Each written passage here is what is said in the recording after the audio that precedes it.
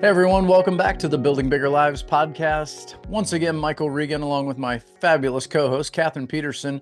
We come to you every Wednesday on the podcast platform of your choice. And if you are listening to us in real time, you're likely catching this episode right around the end of the year, if not the first of the year.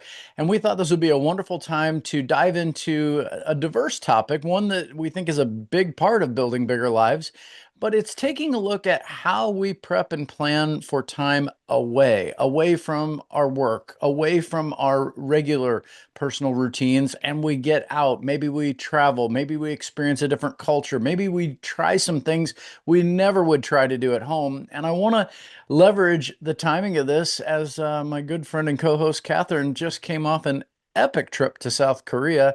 So let me bring you into the frame, Kathryn, and let's talk a little bit about travel planning. Absolutely. One of my favorite topics. That is true. I think back when I first met you, that was a key ingredient to the success formula we laid out early on. I feel like getting down to the Caribbean was a big part of the planning back then, and since Mm-hmm. then I've known you to go on many cool journeys. And we could talk about any of those, but maybe give our audience just a glimpse before we dive into the details of some of your recent travel. Where does travel fit in the planning process for you as you're preparing for the new year, as you're preparing for hmm any year? How does travel fit into that plan?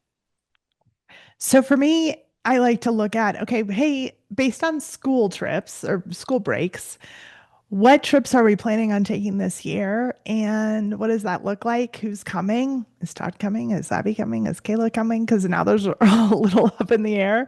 And then, kind of what does that look like for my team? What does that look like for my family? And in addition to that, can be conferences too. I'm just going to throw that in there of I need to make sure I'm not planning a personal trip when I already have a conference. So you really have to look at that big year plan to figure out where those big chunks of time can be. Yeah, I know we've talked about this and we've even touched on it in previous productivity episodes, but this is where I think having a big at a glance wall calendar, or if you're a Jesse Itzler fan, I think it's the big ass Mhm. calendar that he produces. Um, the husband of the founder of Spanx, if I remember correctly. So, There you go. fun known fact. Um, here's my thought on this. Just what you said is it's a great opportunity to look at the ebb and the flow of the year in one big poster, because when you look at it in your Outlook, or if you have a journal based calendar, those are really great for looking at your daily and weekly activities. But once you start looking at multiple weeks or months over the course of the year, it's really hard, because if you've seen the ones that show up in Outlook, or that you do get in your journal book, they're so small and truncated that you really lose the opportunity to nuance the bigger trip. So I like the way you laid that out as a starting point is let's take a look at the ebb and the flow of the year. In your case, when kids were in school, that is maybe a strong boundary around what dictates hmm the timing of those things.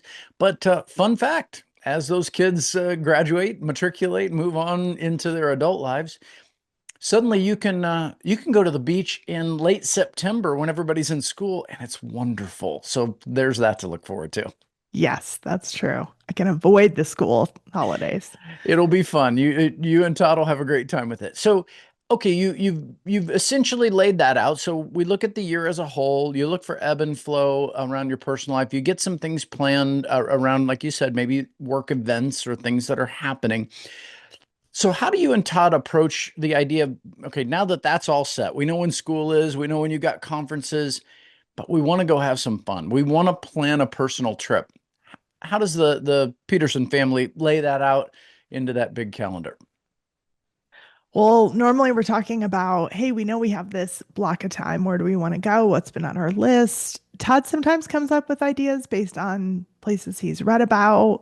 Sometimes it has to do with, like where, like in this case, where a kid was. And that made a obviously huge difference in where we decided to go. So it depends a little bit on that. Hey, did we need some beach time? Do we need some Broadway showtime? What do we need for this trip? And then we kind of go from there and get it narrowed down. All right, I think I heard something earlier there though, and it's similar to how I operate, so I'm not surprised that we're thinking similar on this. Is you might have a working list. There's that list of places that Mhm. even when we're not ready to plan, Lori and I do the same thing. Hey, let's get that down. That's a place to adventure. And it used to be when we made these lists, we did them based on countries. Like, hey, I'd love to Mm. go to Scandinavia. So we wrote down, Denmark and we wrote down Sweden and we wrote down Norway. But as you then get to those countries, you start then defining maybe cities or regions of those countries that you want to go to, or specific experiences, which is Yeah. really fun. But you then hinted on one that I know we got to experience just about 10 years ago, and it now sounds like, thanks to Kayla, you got to experience. You have a child who's now traveling, a young lady, of course, and you and Todd got to go visit her over in South Korea. Give us just a little hint at where that trip came from and what it looked like. Yeah, so it was just Abby and I. No Todd. He went home to see his mom over Thanksgiving. And for us, it was like, wow, I really want to see Kayla in her element, in a place she is, and I want to just know that she's okay. A little bit is that mom piece, but I also want to experience what she's experiencing so I can relate when she's talking through it and going through everything that she's learned there. And that worked out perfectly over Thanksgiving break, so Abby could come. And it's a very far away place to fly to, so I wanted to get enough time there. So we left on Thursday night from Steamboat and flew there Friday, and then left the next Saturday. So we had about a week there, which was perfect. So put some context into this. Kayla is a student at Mm-hmm. DU, and this Mm-hmm. was an opportunity for her to study abroad. So what's her routine like over there? Is she, there for days, weeks, months? Like when you guys planned this, was this the beginning of her trip, the end of her trip? How did this all work? Yeah, so she left home in August. She's going to be there till December 22nd-ish. So I was trying to hit it a little bit in the middle, but trying to get Abby there, we kind of went a little later. And she's, yeah, semester abroad. So she's staying at the dorms. She is going to class Monday through Friday, but normally in the afternoon, she has really late classes, which is just, I think, culturally a little bit more how it is there. And yeah, she's kind of flew over there by herself, got all settled, has done a bunch of things in Korea and tried a bunch of different foods and experiences. So it was pretty cool to dive into her life. And she really guided us, which is different than most vacations where you have all this stuff planned. We kind of had the hotel, we had our dates, but we kind of left it up to her to say, hey, what are some things you want to do? We looked at some things as well, and then we would, say, hey, this is kind of what we're doing today. And we'd say, great, we're in, let's go do it. And she was our tour guide. So by creating a an open agenda and by giving everybody an opportunity to participate in it, what was your take on that? Did that work really well as a, mom and girls trip? Did the three of you, get to accomplish everything that each of you hoped you'd get from that trip? Yeah, I think we ate a lot of food, which is Kayla's very favorite thing is just different foods. So that was like the focus of the trip. But we also got to, go to this palace. She's been wanting to do that for a while and just hasn't found the time. So it was good to do it with her and experience that new because it's been on her list. And then there was a couple places that she hadn't been to. There was some things that she loved that she just wanted us to see because she wanted them to share or try if it was different foods. So it was great. It worked out perfectly for what we had. I think Abby is a planner and Kayla can be more, spontaneous, although she had a pretty good list. So that was the hard thing is sometimes Abby was like, I would like the agenda. And Kayla's like, well, it depends on how everyone's feeling because we are going to do this and then do that. But if we're tired, we're going to do this. So she had kind of contingencies in there too. Interesting. These girls are bucking the birth order. We've got the younger one is the detailed planner, and the other one is the I just want everybody to get along. That's kind of fun. Okay, so Kathryn, if our listener audience has never been to South Korea, tell them the one thing that you ate that they've got to try, and the one experience that they've got to see or do. Oh, wow. So I would say the probably the one thing that they have salt bread there, and it's like a croissant, but they like take all this care and packaging it. It comes in this like folded paper bag with string and their little like card, and you walk down the street in certain neighborhoods and you can just smell this bread from, I don't know, a long way away. Sometimes there's lines of like 2 hours. You can watch them make it. It's just, that's really, really good. The other one I would say is hot pot, where they leave a lot of the cooking up to you, is a good way to put it. So think Korean barbecue. They give you stuff, you barbecue it on this like little barbecue. But same thing with hot pot. You buy all this stuff and then you cook it in this pot and eat it. We also did the same thing with chicken. So there was a lot of participatory maybe meals is what I would call them. Sounds like the Regan family Thanksgiving every day in South Korea. That's fantastic. Well, great. Overall, as we pivot from that, do you chalk that up as that was a win? We got everything out of that experience that we wanted, and would you go back? Yeah, what I really liked is there was not a lot of tourists there everywhere we went. And maybe it was where we were going. We did see some, but not many. We were kind of, the only tourists, and that made it, I don't know, you really felt like you were immersed in the culture. I always assign a word when I travel, kind of accidentally, to the place I'm going. And Korea was orderly. Like when you get on the train, this is where you stand. If you're like, you stand on these triangles, they have different triangle if you're, need extra assistance or you need different seating. And you wait for everybody to come off the train, you get on the train. It's very orderly. And the train system was very efficient, but also people just kind of know what to do there. And as long as you do those things, everything works really well. So that was nice, as people are very respectful of each other and there is orderly. And I kind of liked that. Your train story is a segue in my mind to an experience that we had over in Tokyo about 8 years ago. Our daughter Sydney had more of a gap year trip. She had graduated Mhm. from high school in 3 years. So rather than having a senior year that she didn't really want, she wanted to go experience something before she headed off to college. She ended up in Laos, Cambodia, Thailand, Vietnam, and then we met her over the Thanksgiving weekend back then in Tokyo and had a great experience. But apparently Lori and Sydney didn't bother reading some of the signage on the trains. And so these orderly trains with specific spots, yeah, they sat in a seat that was clearly marked for handicapped only, eating sushi they bought in the subway station with a sign that clearly said no food on the train. They were caught up in the moment. They were really just enjoying the experience, and I'm sure someone in Japanese was saying "Hanagaishing" and putting up with these strange foreigners. They just don't understand what is going on. But I'll tell you, your reflections of your trip do remind me of some of the goodness we had on that trip as well. And I remember one thing, and I don't know if this is encouraging to our audience, but we're talking about Asian cultures that are sometimes really unique to the experiences we might have seen as Americans, and really fun if you're willing to go with their flow. What you don't want to do is, be an American over there. That doesn't go with their flow. But when you go with their flow, one of the things we found out that was wonderful, you said it, these trains are unbelievable. They're so perfectly designed to get people moving everywhere they need to go. I don't know why anyone even owns a car in Tokyo. It makes no sense. There'd be no place to park it. And the trains go everywhere. So every day we would sit Mhm. down, we'd lay a map of the city out, we'd pick a different district of the city that we wanted to spend time in, and then we'd figure out the trains. I don't read Japanese, but the train maps are so great that you really can figure it out just by studying the map. And I loved the Japanese train system. Mhm. And looking back at that trip, I would definitely encourage someone to spend time, whether in Tokyo, whether in Seoul. These are great places in the world to go adventure. I'm so glad you guys had a great time. Yeah, it was great.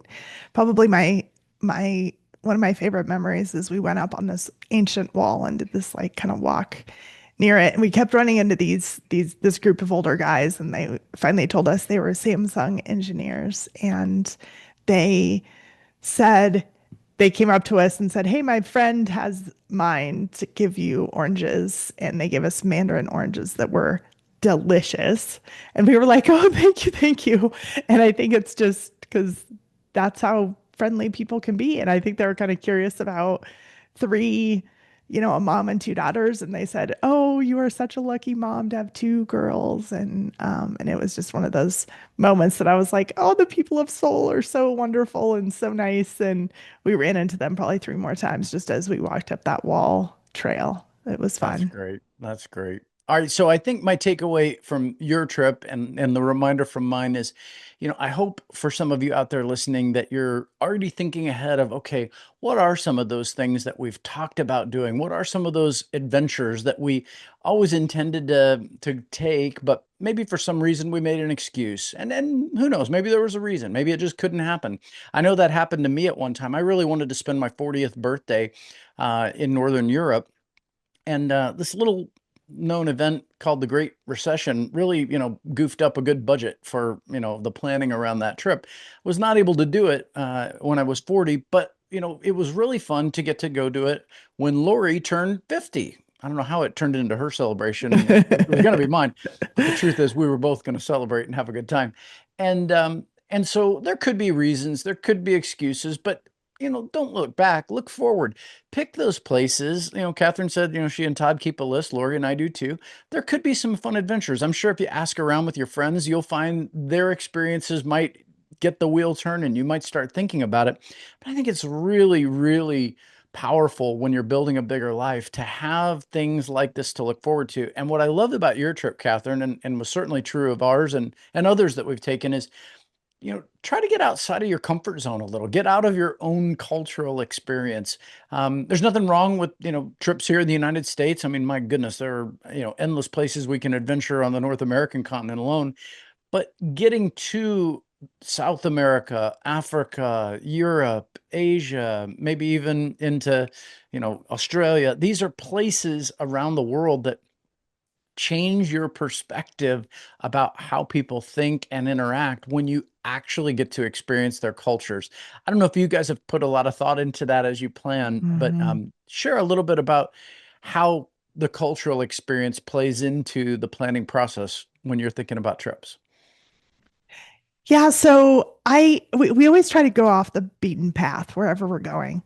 So it's not like us to stay at a JW Marriott, although we did in Seoul, but normally we aren't even staying at a hotel. We're staying in an Airbnb. We're staying somewhere where the locals might stay. We're not going to eat at the hotel. We didn't eat at the hotel at all when we were in Seoul.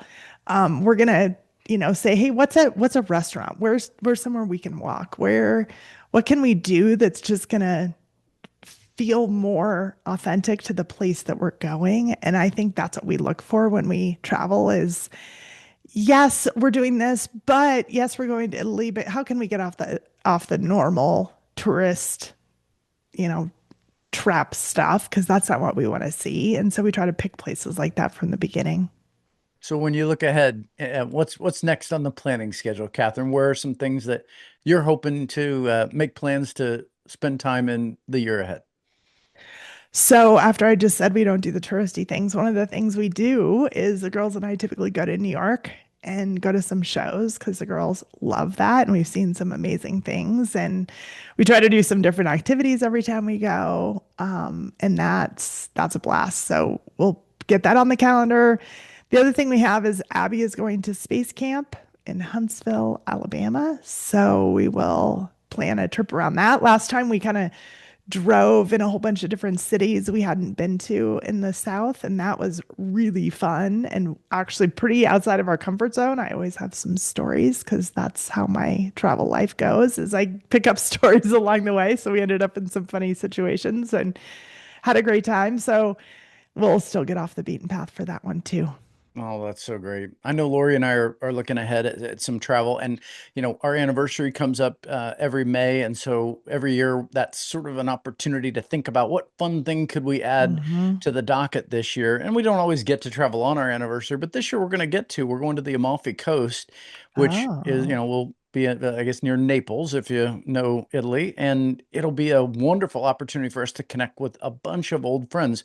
We all decided let's just go do this trip together. And so, we kind of everybody made their reservation. And every time we thought, okay, if they're in, they'll book it. And sure enough, they booked it and they booked it. So we're going to have a whole gang of friends that are going to meet up over there. And we're going through a culinary school. So this will be Oh, a really fun experience. I got to do a little bit of that last year when we were in Tuscany. And when I realized how much fun that was, I don't consider myself a chef by any means, but what I found was in Europe, this is so much a part of their cultural experience. It's not just the eating of the food, but the choice of the food and the preparation of the food and the whole conversation around the experience of making the food. I just hmm really look forward to that. So we're gonna get to do that. And then another one that Lori and I try to do every year is we try to pick a bike adventure. And so we'll go get on our bikes for a week.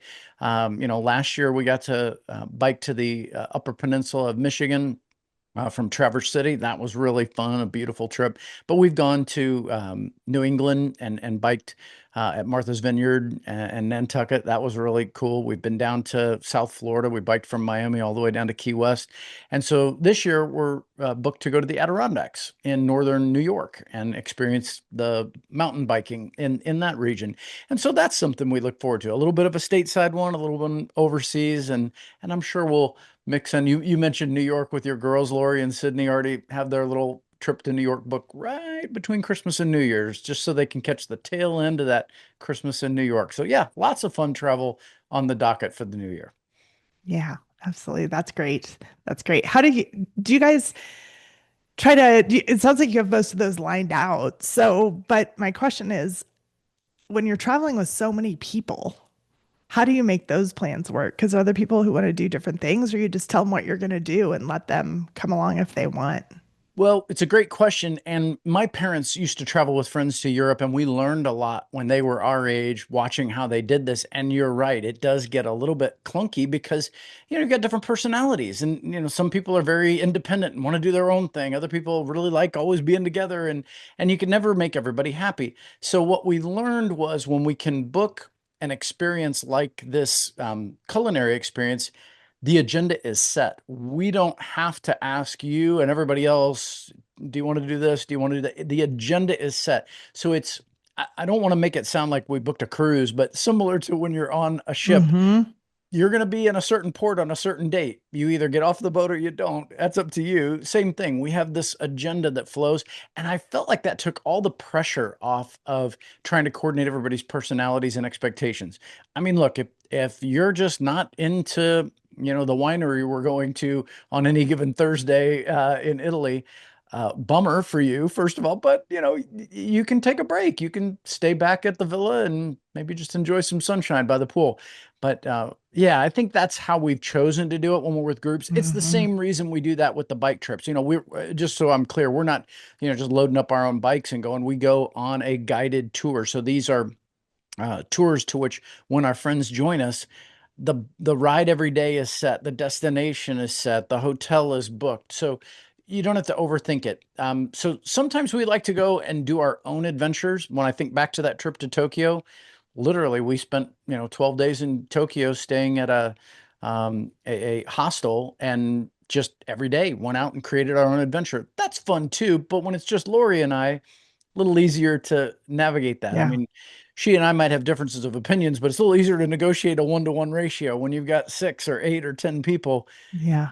Book a trip that's pre-packaged, and it'll save you a lot of headaches with your friends. Yeah, absolutely.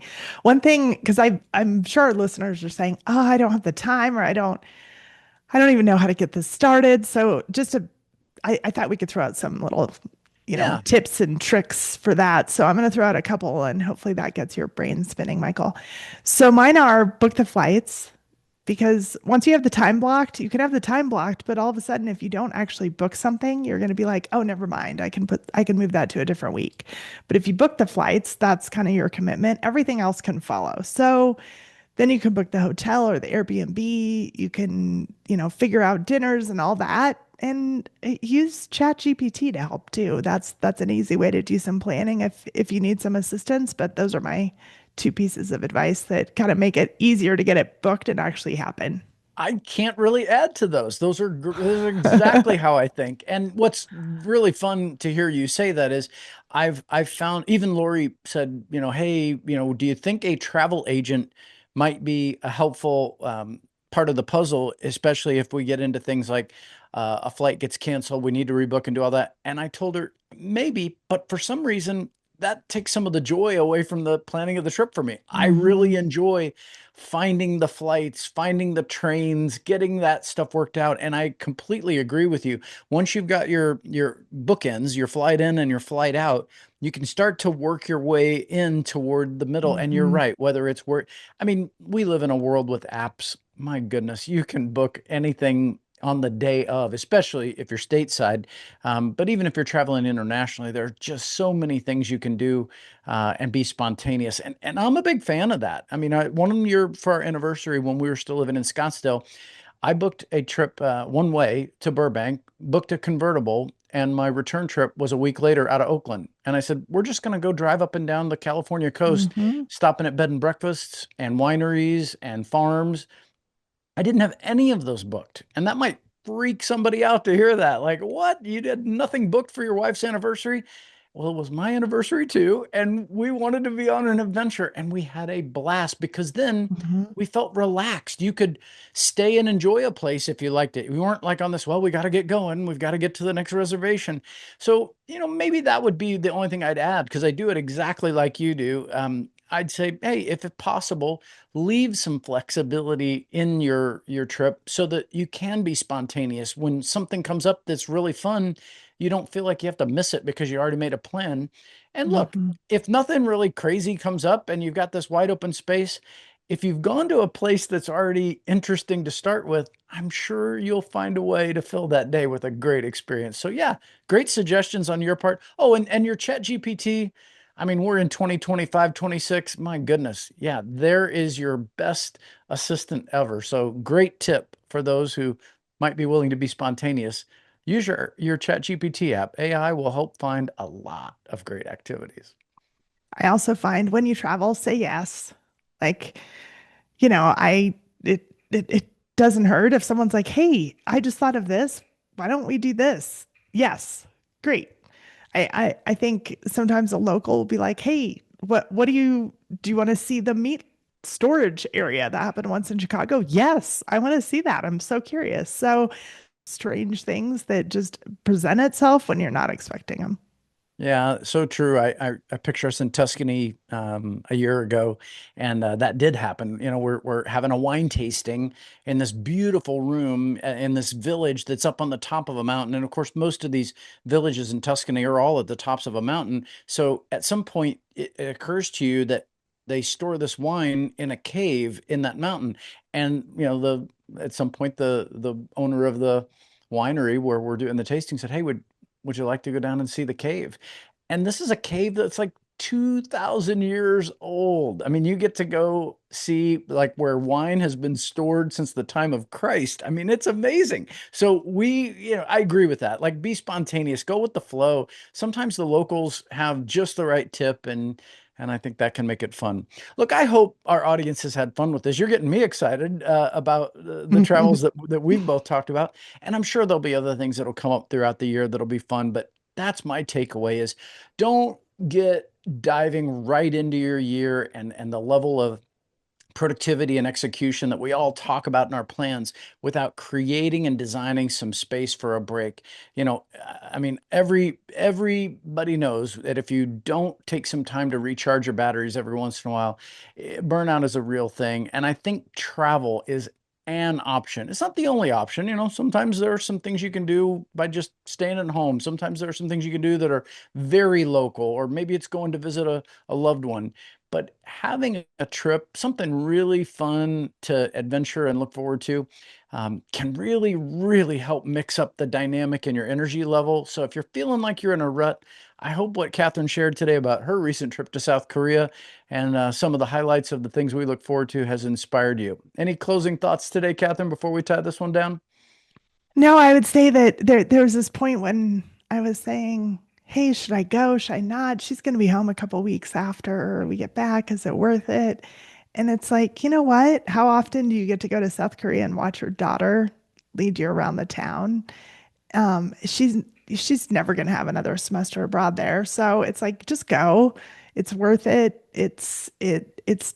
You don't want to let those moments pass you by. So take those opportunities as they present themselves. And sometimes it's scary going to Korea with my 17-year-old daughter being led by my 20-year-old daughter when I've never been to Asia before was a lot, but it was just fine and it was absolutely wonderful. So you just sometimes have to take some risk, and so just book it.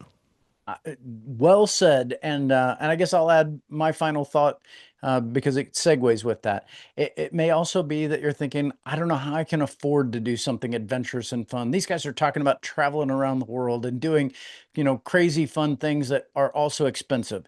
And to be fair, there's some truth to that. I don't want to be disrespectful to anyone's financial means. Maybe that's a harder thing to do for you if you're listening than it is for others. But here's one thing I had to learn along the way. Most of us, if we've been disciplined about saving money and we've looked forward to these things in the future, need to remember that, look, our lives aren't promised. We don't know how many days and weeks and months and years we have. And heck, my wife and I even had to come to the conclusion that, if we don't go create some of these experiences, especially with our kids, they may end up with an inheritance someday when we're not here. I'd rather experience that with them while I am still here. And I'm not trying to be weird about that. I just want to encourage our listeners that don't let money be the excuse. Yes, it's real. And yes, take care of your finances. Certainly don't go into debt to do these kind of trips.